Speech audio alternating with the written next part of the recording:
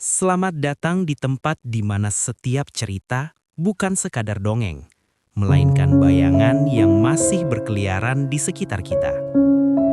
Di sini, kita menggali kisah-kisah kelam tentang pesugihan, dosa turunan, pengkhianatan keluarga, dan perjanjian kuno yang tidak pernah benar-benar berakhir meski generasinya telah mati satu persatu. Dan malam ini, kita memasuki salah satu kisah paling mengerikan. Kisah tentang keluarga Wirayana.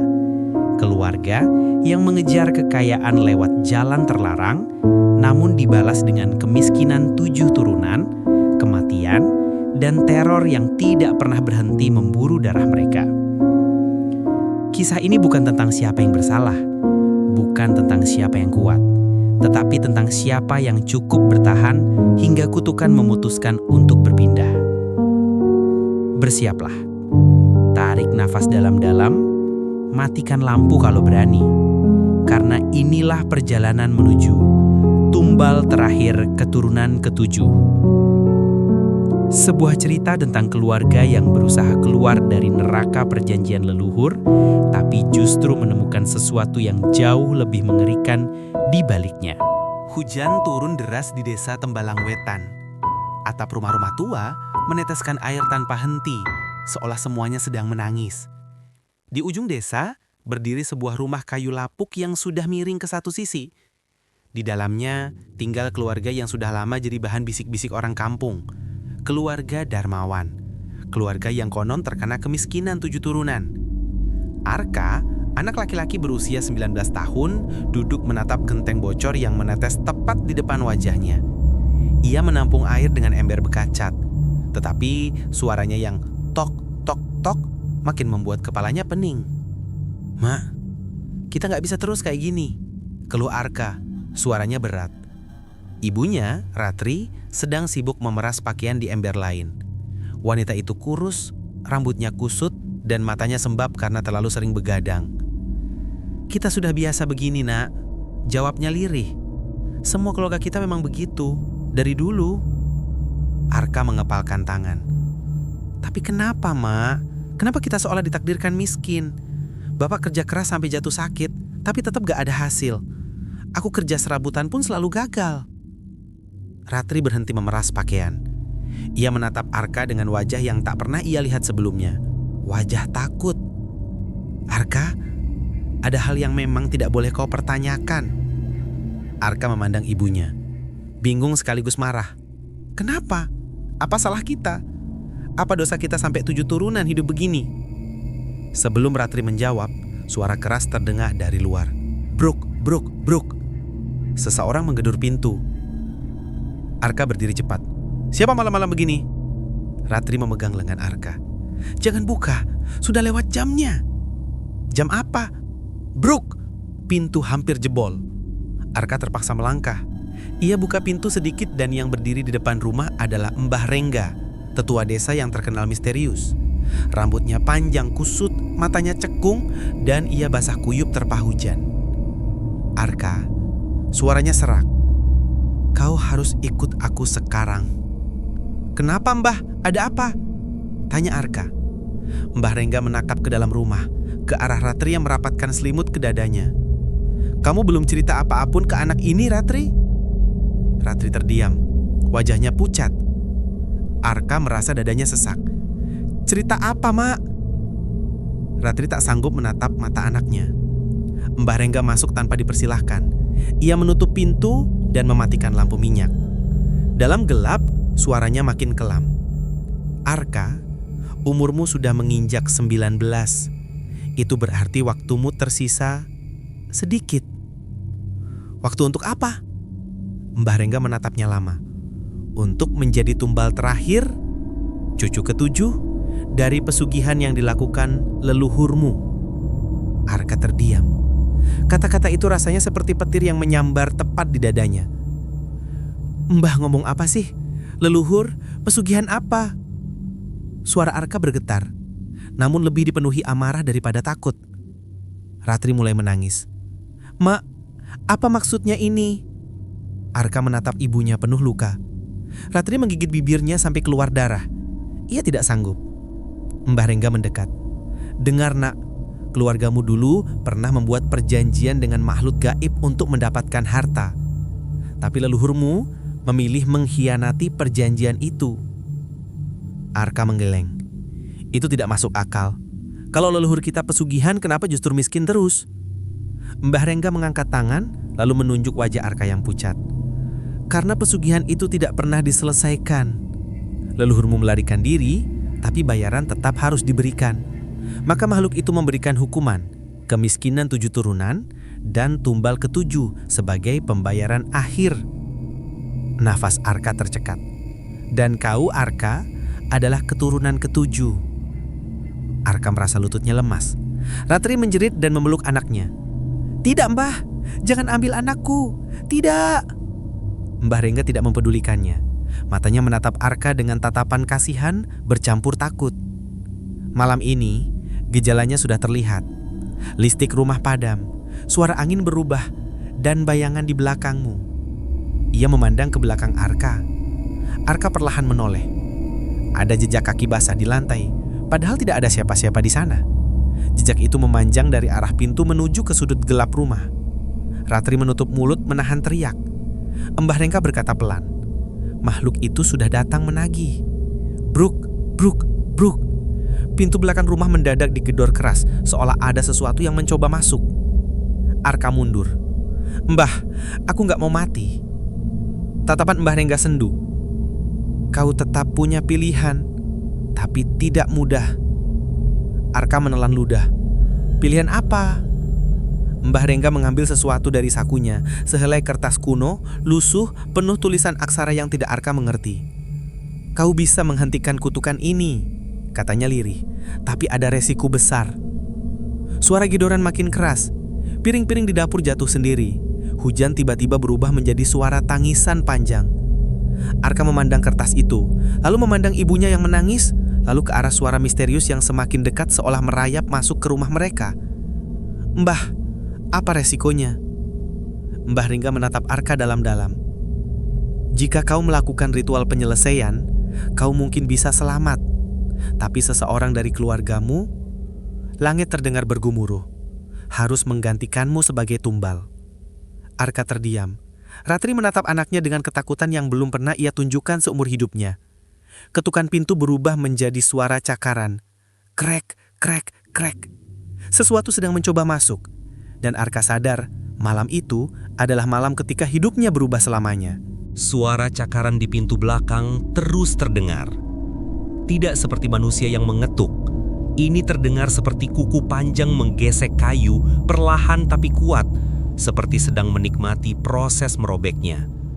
Arka merasakan bulu kuduknya berdiri. Ia menoleh ke arah Mbah Rengga yang masih memegang kertas ritual itu. Mbah, kalau kita diam saja, makhluk itu bakal masuk. Mbah Rengga mengangguk. Ia sudah menunggu 7 generasi. Malam ini batas sabarnya habis. Arka menelan ludah. Ibunya, Ratri, berlutut sambil menangis. Arka, jangan lakukan ritual apapun.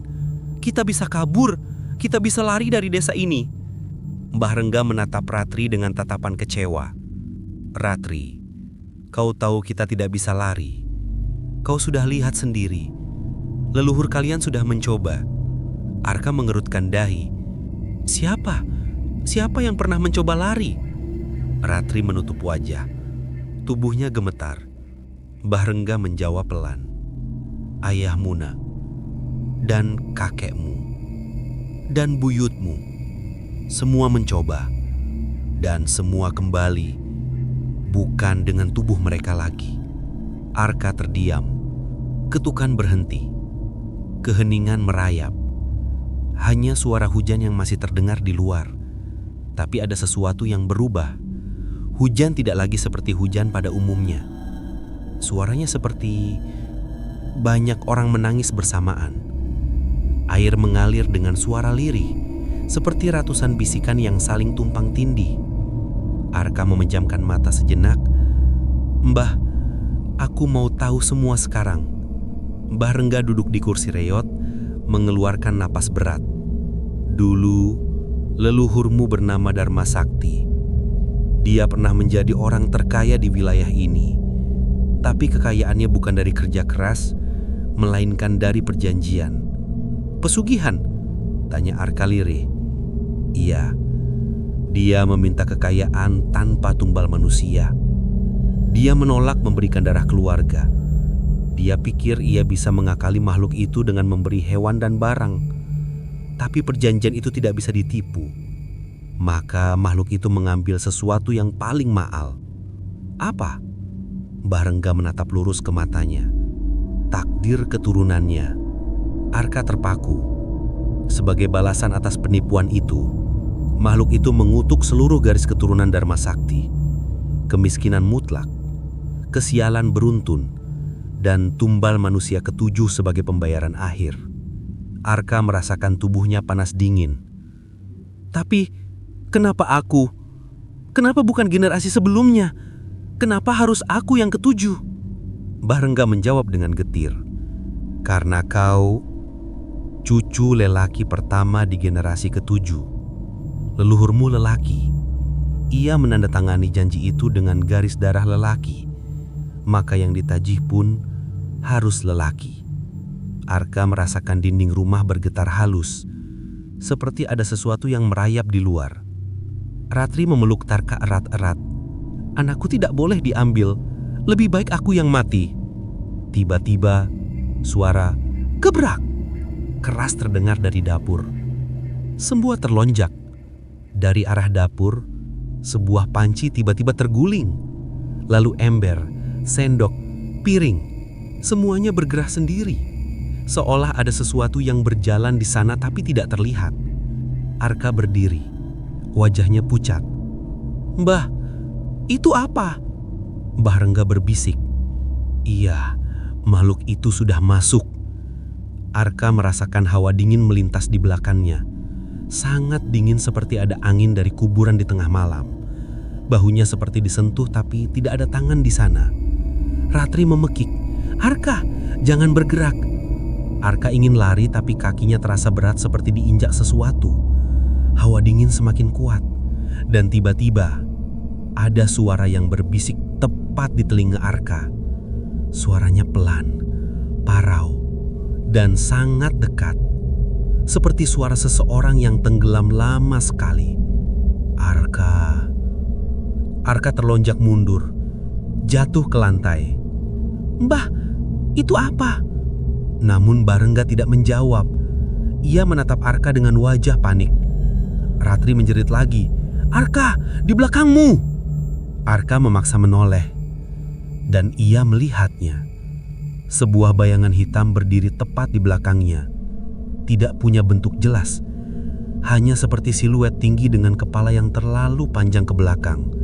Di bagian wajahnya hanya ada dua lubang dalam, seperti mata kosong yang memakan cahaya. Bayangan itu menunduk, menatap Arka. Suara parau itu muncul lagi. Tumbal. Arka terpaku. Wajahnya pucat seperti kertas. Baru ia ingin berteriak, bayangan itu menghilang seketika. Rumah menjadi sunyi, hanya suara hujan yang masih seperti suara ratusan orang menangis. Arka mengusap wajahnya yang basah dengan keringat dingin. Mbah, apa yang harus kulakukan? Mbah Rengga berdiri perlahan, mengambil tongkatnya.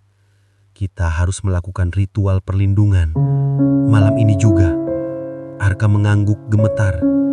Tapi Mbah Rengga memandang Ratri, lalu kembali ke Arka. Ada sesuatu yang harus kau tahu sebelum ritual dimulai. Arka tak yakin ia masih sanggup menerima kejutan, tapi ia tetap bertanya. Apa itu, Mbah? Mbah Rengga menatapnya lama, lalu berkata, ayahmu tidak mati karena kecelakaan. Ia mati karena mencoba menukar posisimu sebagai tumbal. Arka terpaku. Jantungnya serasa berhenti. Maksud Mbah apa? Mbah Rengga tarik napas panjang. Ayahmu dulu berusaha menghapuskan kutukan. Ia ingin menggantikanmu. Tapi makhluk itu tidak menerima tawaran itu. Ia hanya menerima keturunan ketujuh. Maka ayahmu dibunuh sebagai peringatan. Arka merasakan dunia berputar. Tidak, ayahku tewas jatuh dari tebing waktu cali kayu. Itu cerita untuk warga desa. Yang sebenarnya, tubuh ayahmu ditemukan tanpa tulang di dalamnya. Arka membekap mulut. Ratri menangis histeris. Dan sebelum Arka sempat menenangkan napasnya, suara itu kembali terdengar dari sudut rumah. Suara berat, suara menelan, suara kelaparan. Satu lagi. Suara itu semakin jelas, berat, basah, seperti ada sesuatu yang sedang menyeret lidah panjangnya di lantai kayu. Satu lagi.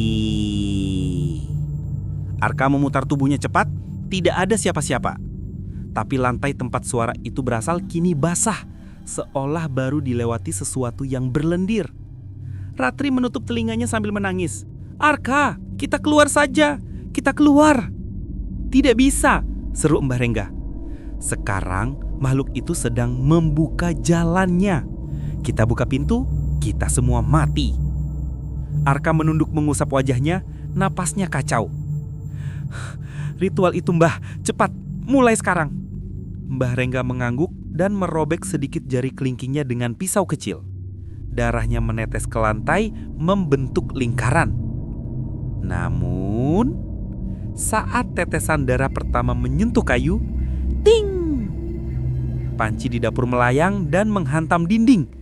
Lalu satu lagi, seperti dilempar oleh kekuatan tak terlihat. Alat dapur beterbangan. Arka menunduk menghindari piring yang terbang melewati kepalanya. "Mbah, dia marah, dia nggak suka." "Dia tahu kita mau menghalangi," teriak Mbah Rengga sambil menggambar simbol perlindungan cepat-cepat. Tiba-tiba, angin dingin menerjang dari arah belakang rumah, angin yang bukan angin biasa. Rasanya seperti ditiup dari mulut sesuatu yang sudah lama mati. Ratri dan Arka terdorong mundur oleh hembusan itu.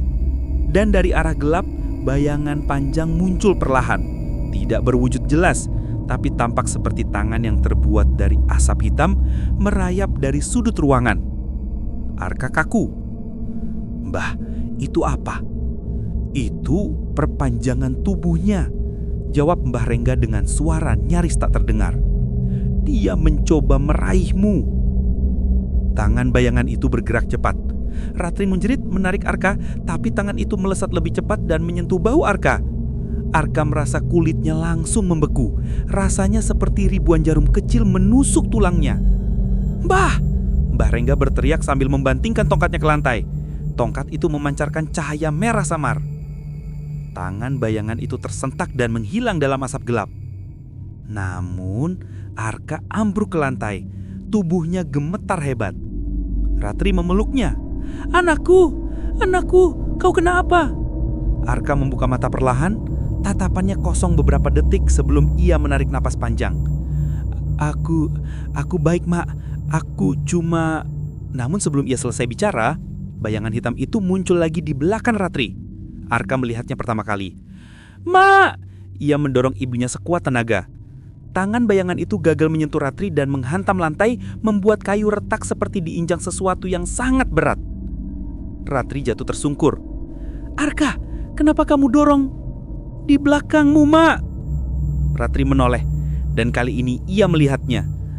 Tidak jelas, gelap, seperti asap pekat berbentuk setengah manusia dengan punggung terlalu tinggi melengkung. Kepala panjang dengan rahang menjulur, dan bagian dadanya seolah berdenyut seperti organ hidup. Di wajahnya, 2 lubang hitam besar memancarkan hawa dingin yang menusuk tulang. Ratri menjerit ketakutan sampai suaranya pecah. Makhluk itu bergerak cepat ke arah Ratri. Arka melompat, hendak menahan, tapi tubuh makhluk itu menembusnya seperti kabut dingin. Arka jatuh kembali menggigil hebat seolah disedot panas tubuhnya. Makhluk itu menunduk ke arah Ratri, mengendus. Bau napasnya seperti bangkai basah. Seret, seret. Ia menghirup napas Ratri dalam-dalam, seolah sedang menikmati aroma memancing. Ratri muntah saking takutnya. Arka merangkak ke arah mereka. "Mak!" Mbah Rengga menyelesaikan simbol terakhir dalam lingkaran darah. Ia membentak, "Arka, masuk lingkaran, sekarang!" Arka menoleh, lingkaran itu bersinar samar seperti pelindung tak terlihat. Tapi Arka melihat ibunya masih memeluknya sambil menangis ketakutan. "Tidak, aku gak mau masuk tanpa ibu."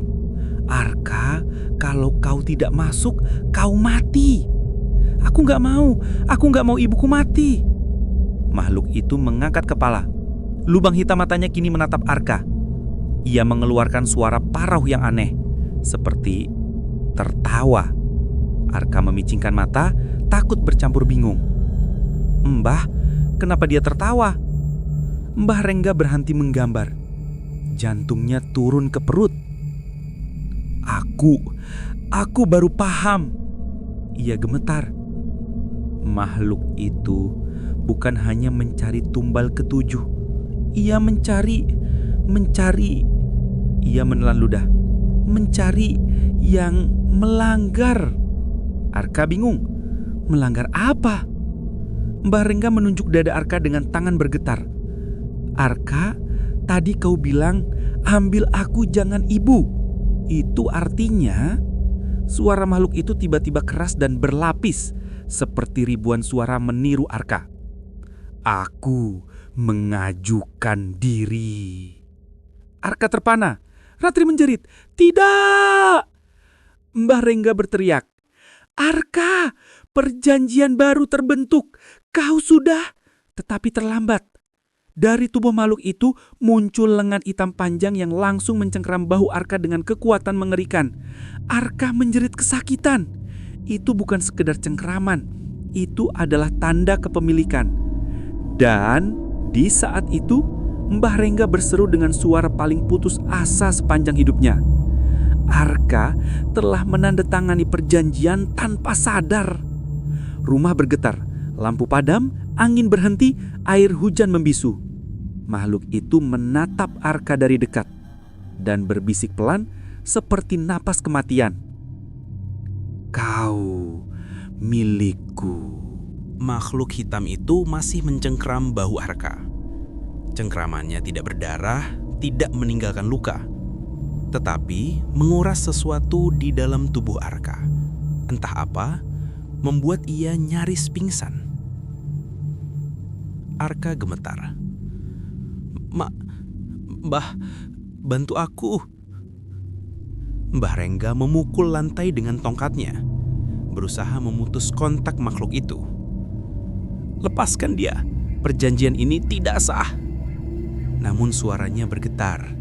Ia tahu itu kebohongan. Makhluk itu menoleh perlahan. Dari lubang hitam matanya keluar semacam asap tipis yang melayang rendah ke lantai. Asap itu menyusup ke retakan kayu, mengalir seperti darah hitam. Suara rendah muncul dari tubuhnya. "Sudah terucap." Arka tersentak. Dadanya panas seperti terbakar dari dalam. Ratri berlari memeluk anaknya. "Lepaskan anakku, dia tidak tahu apa-apa." Makhluk itu menatap Ratri tanpa perasaan. Lalu ia menirukan suara Ratri, persis sama. Suara yang sangat manusiawi, tapi kosong. "Dia tidak tahu apa-apa." Ratri mundur. Badannya seperti disetrum rasa takut yang membuatnya melupakan cara bernafas. Makhluk itu mendekat, tubuhnya memanjang, menyesuaikan ruangan, seperti asap yang bisa mengambil bentuk apapun. Ia menunduk ke Ratri dan dengan suara yang lirih namun menusuk seperti jarum. "Kau yang tidak bercerita." Ratri pucat seketika. Arka menatap ibunya. "Mak, maksudnya apa?" Ratri menggigil hebat. Aku cuma ingin melindungimu. Makhluk itu memotong kalimatnya. "Kau menyembunyikan Semua. Ratri menutupi telinganya. Stop, stop, jangan ulangi. Arka terpaku.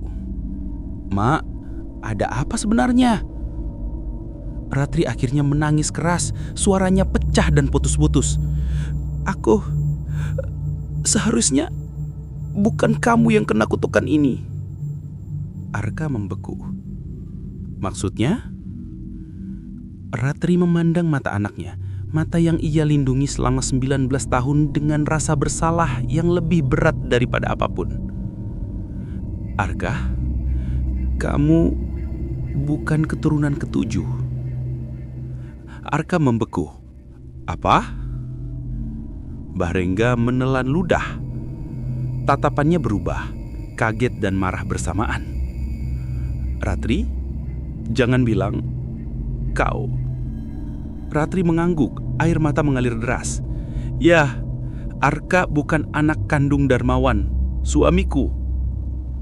Arka seperti ditembak di dada. Mak, apa yang kamu bilang?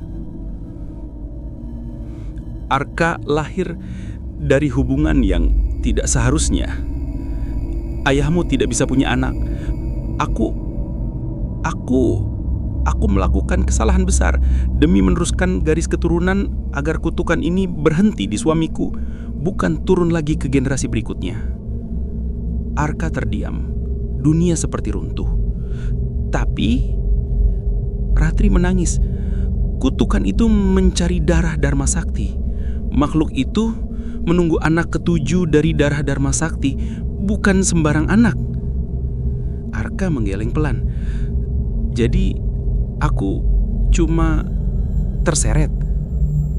Bahrengga memukul tongkatnya ke lantai, marah luar biasa. Ratri, kenapa kau diam selama ini? Kenapa kau tidak bilang? Ratri jatuh berlutut. Aku pikir karena Arka bukan darahnya, kutukan akan putus. Aku pikir aku bisa menyelamatkan semuanya. Makhluk itu tertawa. Tawanya panjang, bergema seperti suara rutusan tenggorokan yang tertutup tanah. Kau salah. Arka merasa punggungnya seperti ditarik ke belakang oleh kekuatan tak terlihat. Makhluk itu memutar wajahnya yang hitam pekat ke arah Bahrengga. Banyak yang menyangka aku menagih darah, padahal aku mengikuti siapa yang dikorbankan. Arka merasa jantungnya seperti berhenti berdetak. Maksudnya apa? Makhluk itu bergerak begitu dekat hingga wajahnya hanya sejengkal dari wajah Arka. Tumbal, bukan berdasarkan darah, tapi berdasarkan, ia menekankan suaranya, pengakuan. Arka teringat kalimatnya sendiri sebelumnya. Aku bilang ambil aku. Makhluk itu mengangguk perlahan, gerakannya seperti bayangan yang menirukan manusia. Itulah persyaratan yang kemkeh, yang ditunggu 7 generasi. Arka menutup wajahnya, tubuhnya gemetar. Jadi aku mengikat diriku sendiri. Ya, kau yang memilih. Ratri berteriak histeris. Tidak, dia tidak memilih, dia dipaksa. Kamu tipu anakku. Makhluk itu menoleh ke arah Ratri. Lalu dengan suara yang terdengar seperti jutaan bisikan, kamu yang memaksa. Ratri seperti ditampar kenyataan. Ia terhuyang mundur. Karena kamu sembunyikan kebenaran, Arka memilih dalam ketidaktahuan. Makhluk itu menatap Arka lagi. Dan itu lebih kuat daripada perjanjian darah. Arka terjatuh, tangannya menutup mulutnya, matanya merah. Mbah, jadi aku nggak bisa lepas. Bahrengga menunduk, wajahnya pucat.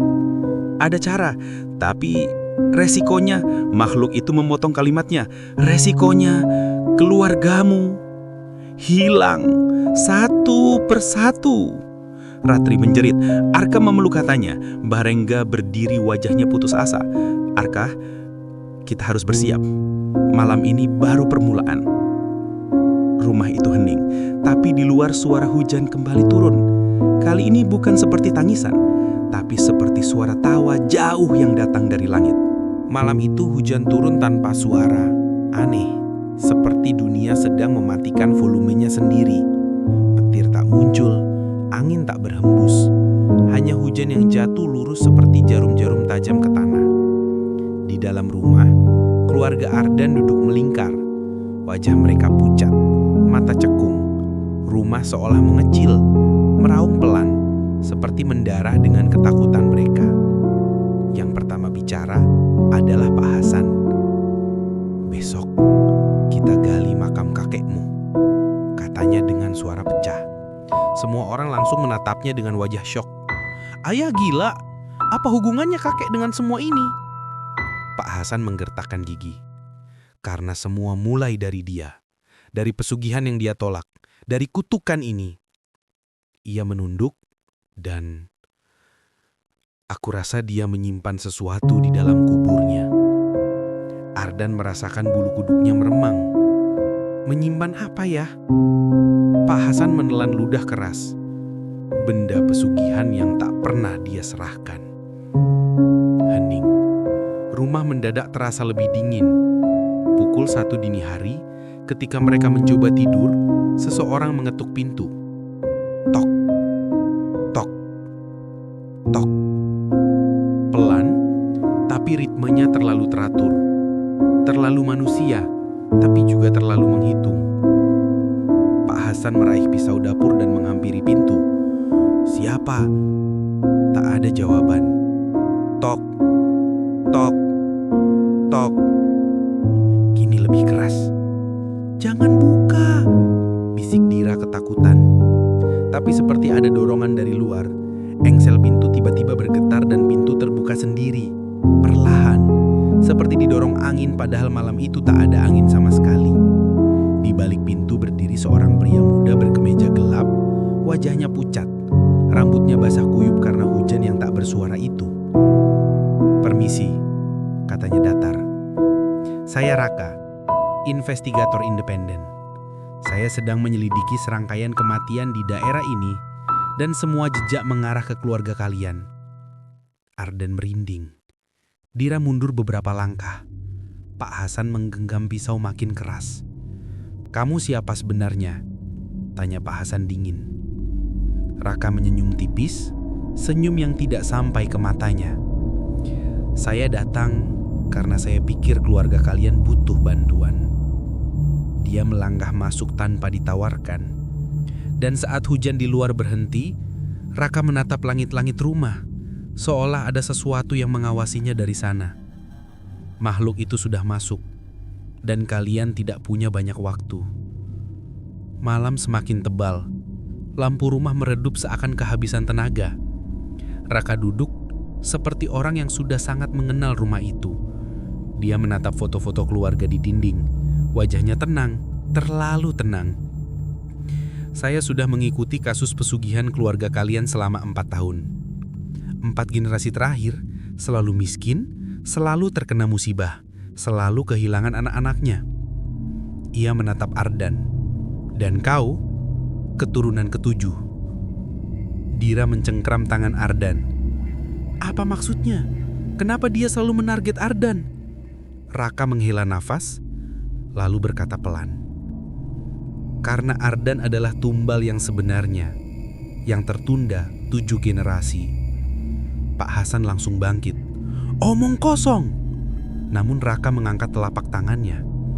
"Makhluk itu selalu kembali tiap generasi, menagih, tapi selalu gagal, karena leluhur kalian menyimpan benda tumbalnya sebelum ritual selesai. Itu yang membuat makhluk tersebut marah dan menuntut sampai keturunan terakhir." Dira berbisik, "Benda itu ada di makam Katek." Raka mengangguk.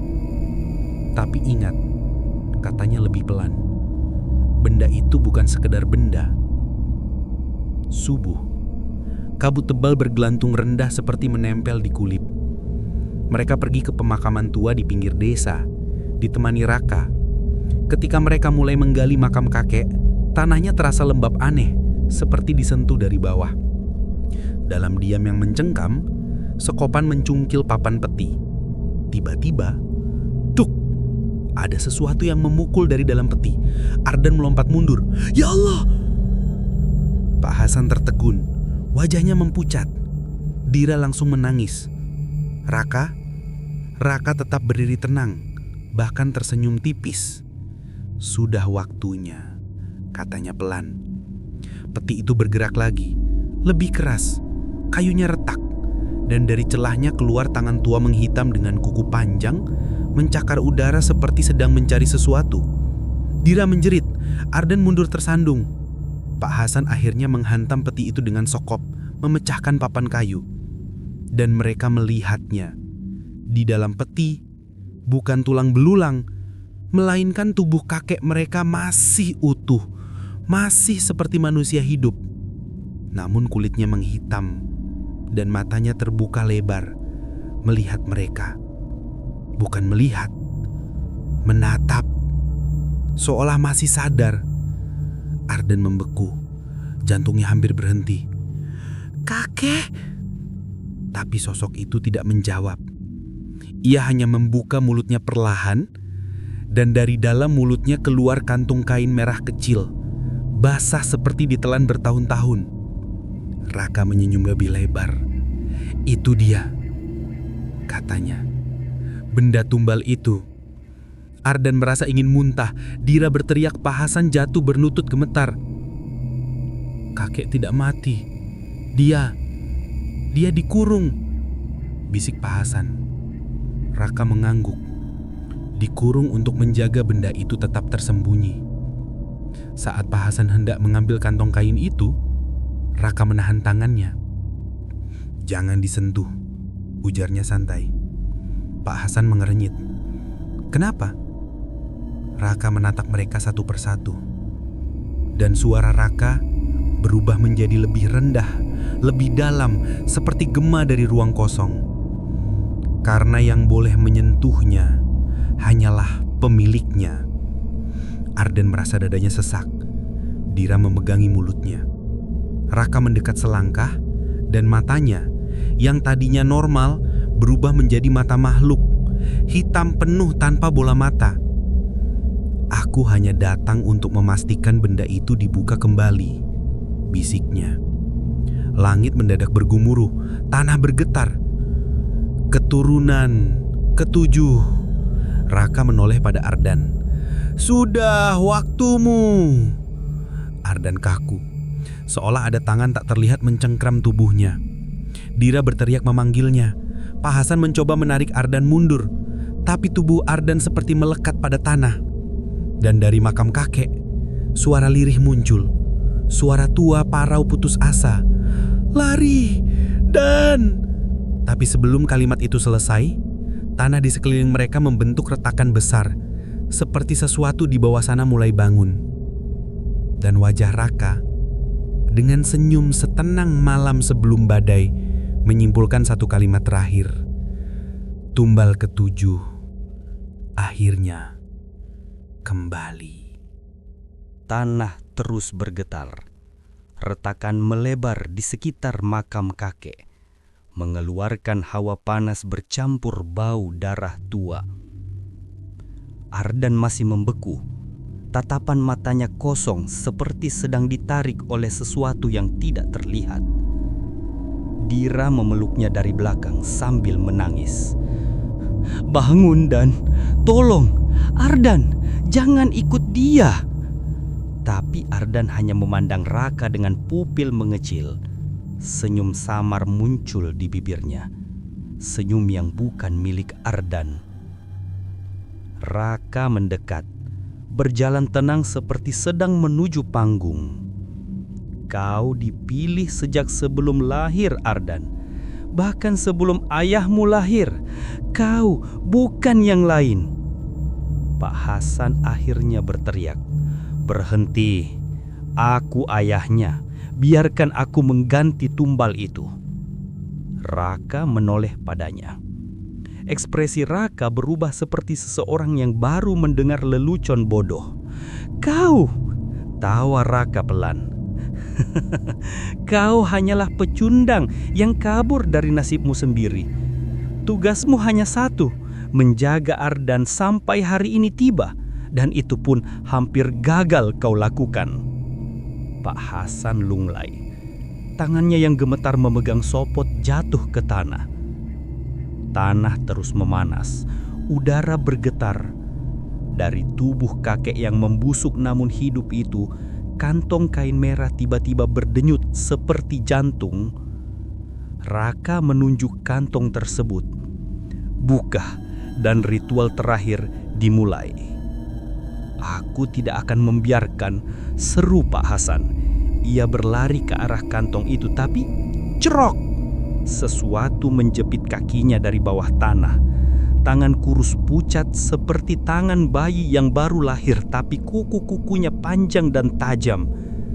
Pak Hasan jatuh.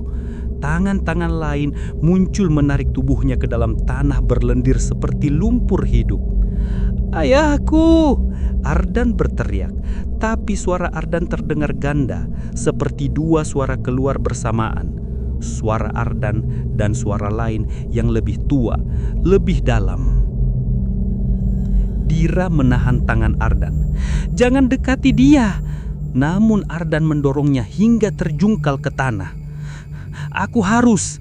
Sekali lagi, dua suara keluar bersamaan. Pak Hasan menjerit saat tangan-tangan itu menarik tubuhnya.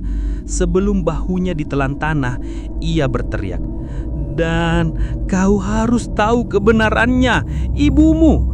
Kalimat itu terputus ketika tubuhnya ditarik habis ke dalam tanah. Hening, hanya tanah basah yang berdenyut seperti sedang mengunyah. Dira menjerit ke Raka, "Kau setan, lepaskan ayah kami!" Raka hanya menggeleng pelan. Tidak ada yang diambil tanpa alasan. Ia menatap Ardan. Sekarang saatnya. Raka mengangkat kantong merah itu kemudian menyerahkannya kepada Ardan. Ketika Ardan menyentuhnya, dunia langsung runtuh di sekitarnya. Rumah, desa, kuburan, kabut, Dira, Raka, semua berubah menjadi hitam pekat seperti tinta yang menetes. Dan Ardan melihatnya. Kenangan yang bukan miliknya. Ia melihat lelaki muda, berwajah mirip Pak Hasan, berdiri dalam ritual pesugihan di dalam hutan. Lelaki itu adalah kakeknya. Kakek membawa bayinya yang baru lahir. Nama bayi itu Hasan, ayah Ardan. Makhluk pesugihan muncul sebagai siluet besar, berdarah, penuh tanduk. "Bayar tumbalmu." Kakek menangis, namun ia tidak mau menyerahkannya. Ia memeluk bayi itu. "Aku tidak bisa, aku tidak tega." Makhluk itu mengaum, "Keturunanmu akan kumiskinkan, kutukan sampai keturunan ketujuh." Kemudian Ardan melihat lebih jauh. Ibunya, sosok perempuan muda berwajah lembut, duduk di kursi memeluk perut hamilnya, tapi ia menangis ketakutan. Ia berkata pada Pak Hasan, "Anak ini keturunan ketujuh, dia pasti akan dicari makhluk itu." Pak Hasan gemetar, "Kita bisa kabur." Namun ibunya menggeleng, "Aku tidak mau Ardan mati. Aku akan menahannya." Dan tiba-tiba Ardan melihat ibunya melakukan ritual sendiri, ritual yang terlarang. Ia mengikat dirinya dengan jimat merah, membakar rambutnya dan berkata, "Ambil aku, bukan anakku." Makhluk itu muncul. Namun yang diambil bukan ibunya, melainkan janin di dalam kandungan. Ibunya menjerit dalam kesakitan luar biasa sebelum akhirnya pingsan. Dan Ardan lahir prematur, sendiri tanpa saudara kembar yang seharusnya lahir bersamanya. Makhluk itu berkata, Aku kembali di keturunan ketujuh. Tumbalnya adalah yang lahir terakhir. Ardan terbelalak. Aku tumbalnya? Suara lain menjawab dalam kepalanya. Tidak Ardan, bukan kau, tapi kembaranmu. Ardan terlempar kembali ke dunia nyata. Hujan deras turun lagi, kali ini dengan suara. Ia terengah-engah. Raka memandangi Ardan. Kau akhirnya tahu. Dira terpaku. Bang, kau punya kembar? Ardan menatap Raka dengan mata membesar. Makhluk itu tidak mencari aku.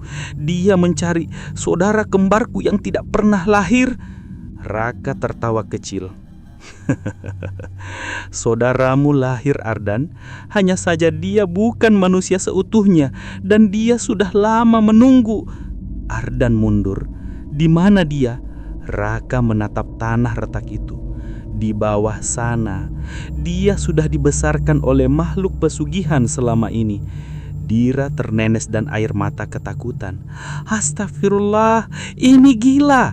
Raka menunjuk lubang besar yang kini terbuka seperti mulut raksasa. Dia, kembaranmu, akan muncul malam ini untuk menyelesaikan ritual 7 generasi. Ardan gemetar. Kenapa kau membantu makhluk itu, Raka? Raka tersenyum tipis. Aku bukan membantu, aku bagian dari perjanjian itu.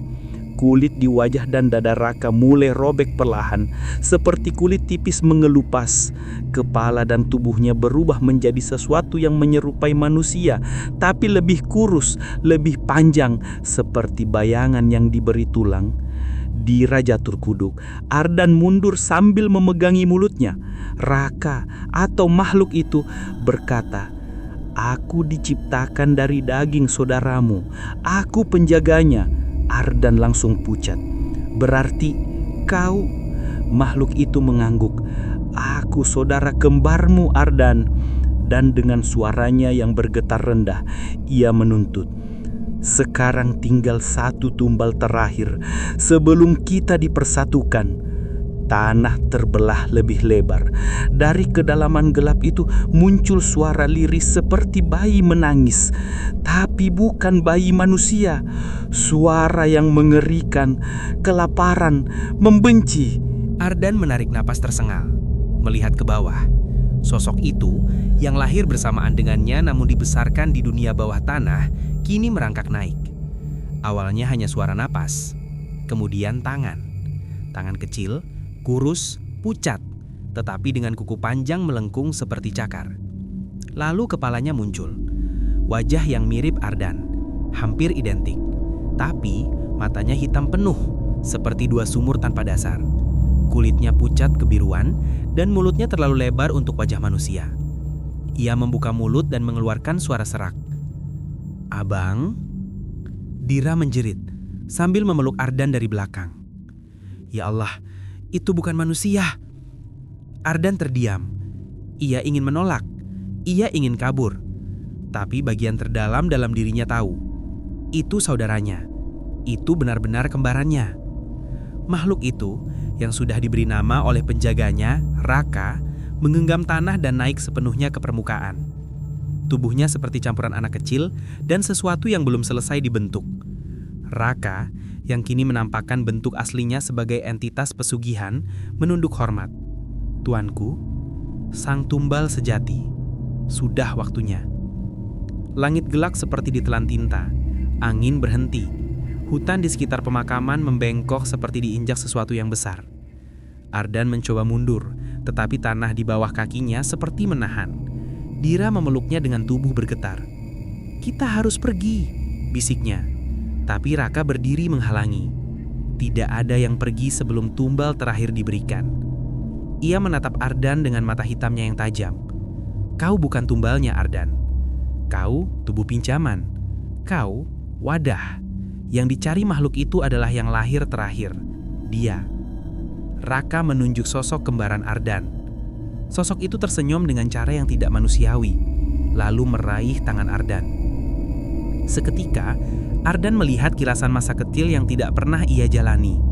2 bayi berbaring bersama, satu dipeluk umbunya, yang lain dicabut paksa ke dalam kegelapan. Kembaran itu berbisik, "Abang, sekarang gantian abang ikut aku." Ketika kembaran itu menarik Ardan, Dira menjerit dan mencoba mencengkram tubuh Ardan. Tetapi Raka muncul di belakangnya dan mendorong Dira hingga terlempar beberapa meter. Dira berguling di tanah, lututnya berdarah, tapi ia bangkit lagi. "Jangan sentuh dia!" Suara Dira pecah penuh amarah. Ia mengangkat batu dan memukul kepala Raka sekuat tenaga. Duk! Raka jatuh, tapi beberapa detik kemudian wajahnya pulih seperti tidak terjadi apa-apa. Ia menatap Dira dan tersenyum menyinis. "Tugasmu selesai." Tetapi sebelum Raka bisa menyentuh Dira, Ardan mendorong tubuhnya sendiri ke arah makhluk itu. Ardan berseriak, "Kalau kau ingin sadar aku, lepaskan mereka." Raka terkejut, bahkan kembaran Ardan berhenti menariknya. Suasana beku beberapa detik. "Ardan," Dira menangis, "jangan lakukan ini." Raka tertawa kecil. "Pengorbanan, bagus. Tapi kau salah satu darah keturunan, bukan tumbal. Kau tidak cukup." Ardan menggenggam tangan. "Tapi aku saudara kembarnya." Suara Ardan bergetar. "Jadi bagi makhluk itu, harusnya aku juga cukup." Raka memicingkan mata, heming. Lalu, tanah bergetar kuat. Makhluk pesugihan, sumber kutukan 7 generasi, mulai muncul sebagai bayangan besar di balik kabut merah. Suara seperti ribuan tulang patah muncul. Darah keturunan akhirnya siap. Ardan menatap makhluk itu. "Tumbalnya bukan aku, dan bukan dia." Ardan menunjuk kembarannya. "Tumbalnya adalah yang lahir terakhir dari garis keturunan. Yang paling baru, yang masih murni." Raka tertawa kecil. "Itu saudaramu." Ardan menatap kembaran itu. Mata Ardan berkaca-kaca. Tapi dia tidak pernah diberi kehidupan normal, tidak pernah diberi cinta. Dia hanya korban. Dira, dengan tubuh gemetar, berdiri di sisi Ardan. "Ardan, kalau bukan dia siapa?" Ardan mengambil napas panjang. Air mata mengalir. "Yang lahir terakhir dari garis keturunan kami, bukan aku, bukan kembaranku." Dira menutup mulutnya. Wajahnya memutih. "Jangan bilang." Dira memegang perutnya sendiri. Ardan mengangguk. "Ya, anak yang kau kandung." Dira jatuh berlutut menangis. Raka membeku, matanya melebar. "Tidak mungkin," gumam makhluk itu. Ardan berdiri di depan Dira, melindunginya. "Kalau tumbal itu ingin dituntut, ambil aku saja." Makhluk itu mengaum arah. "Kau bukan tumbal." Ardan berseriak. "Maka biarkan aku menggantinya." Petir menyambar makam, tanah melengkung, lampu merah memusat tepat di atas kepala Ardan. Kembaran Ardan memandangnya dengan mata hitam bergetar. "Abang, jangan. Aku tunggu abang lama sekali." Ardan tersenyum sedih. "Maaf, aku tidak bisa ikut kau." Ia kemudian memeluk kembarannya itu. Tubuh kembaran itu tersentak, seperti disentuh cahaya suci yang membakar kulitnya. Ia menjerit, suara bukan manusia, bercampur kesedihan. Raka mundur panik. "Apa yang kau lakukan? Itu melawan perjanjian." Makhluk pesugihan mengaum panjang. "Tidak." Ardan memeluk kembarannya semakin erat. "Kalau kutukan ingin darah keturunan, biarkan aku yang mengakhirinya." Tiba-tiba cahaya merah mengalir dari tubuh kembaran Ardan ke tubuh Ardan. Kembaran itu mengecil, memudar, menangis seperti anak yang kehilangan rumah. Dan akhirnya, hilang. Raka menjerit amarah sebelum tubuhnya retak seperti keramik pecah menjadi debu hitam yang berterbangan. Makhluk pesugihan menjerit panjang, jeritan yang menggema sampai ke hutan sebelum seluruh tubuhnya meledak menjadi semburan asap merah yang menghilang dalam hitungan detik. Tanah berhenti bergetar, langit kembali normal, hujan berhenti. Dira memeluk Ardan yang berdiri limbang. "Bang, kau masih hidup?" Ardan tersenyum lemah. Aku cuma capek." Tubuh Ardan perlahan jatuh ke pelukan Dira. Dira menjerit panik. Ardan." Ardan membuka mata perlahan. "Dira, jaga anak kita. Jangan biarkan kutukan apapun menyentuhnya." Air mata Dira jatuh ke wajah Ardan. "Bang, jangan tinggalin aku." Ardan tersenyum, sangat tipis. "Sekarang kita bebas." Mata Ardan tertutup. Napasnya berhenti. Dira memeluk tubuh suaminya sambil menangis sejadi-jadinya. Hutan sunyi, angin malam menunduk. Kutukan 7 generasi akhirnya berakhir. Dengan tumbal yang dipilihnya sendiri. Beberapa bulan berlalu. Dira melahirkan seorang bayi laki-laki. Sehat, cerlang, normal. Ia menamainya Ardan, nama ayahnya sebagai penghormatan. Rumah kecil itu kini terasa hangat.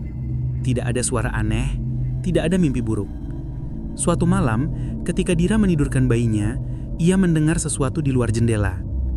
Suara napas lembut, hangat, tenang, dan suara bisikan yang sangat familiar. "Aku cuma mau lihat dia sebentar, Dek." Dira menutup matanya, tersenyum dalam tangis. "Bang, terima kasih." Ketika ia membuka mata, suara itu sudah hilang. Tidak ada setan, tidak ada makhluk, hanya angin malam yang membawa ketenangan. Hujan turun sepanjang malam itu, seakan mencuci bersih seluruh darah, jeritan, dan dosa yang telah terjadi di rumah tua keluarga Wirayana. Namun, hujan tidak pernah benar-benar bisa menghapus kutukan. Ia hanya meredam suara, menunggu sampai semuanya siap bangkit lagi. Rumah itu kini sunyi. Tidak ada lagi suara langkah berat Ardan. Tidak ada lagi teriakan Karsa atau isak Ratri. Tidak ada lagi pembisik yang mengintai di balik dinding. Rumah keluarga Wirayana kini hanya menyimpan bau tanah basah dan sisa-sisa dupa ritual yang belum habis terbakar.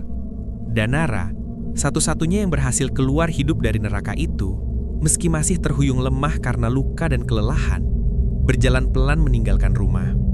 Setiap langkah terasa berat, bukan karena rasa sakit, tetapi karena ia tahu apapun yang terjadi malam itu tidak benar-benar berakhir. Ia menatap bangunan tua itu sekali lagi. Cahaya petir membuat siluet rumah terlihat seperti kepala makhluk raksasa yang sedang menunduk, seakan menunggu mangsa berikutnya. Danara berbisik pelan. Suaranya pecah. "Aku satu-satunya yang tersisa.